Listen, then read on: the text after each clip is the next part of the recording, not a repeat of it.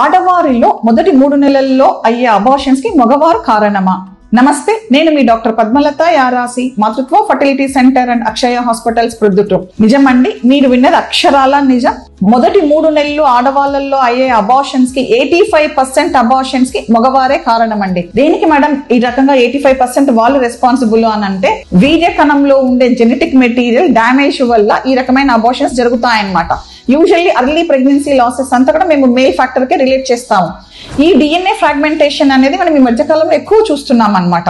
ఎందుకు ఇంత ఎక్కువ వస్తుంది మేడం, ఇది వరకు లేదు కదా అంటే ఏమీ లేదండి. Because of smoking, alcohol, life style changes, obesity, diabetes, వీటన్నిటి వల్ల కూడా డిఎన్ఏ ఫ్రాగ్మెంటేషన్ అనేది ఎక్కువయ్యి అర్లీ ప్రెగ్నెన్సీ లాసెస్ ఎక్కువ వస్తున్నాయి madam.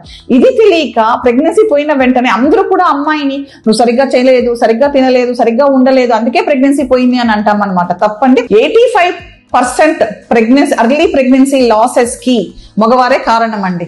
Thank you so much.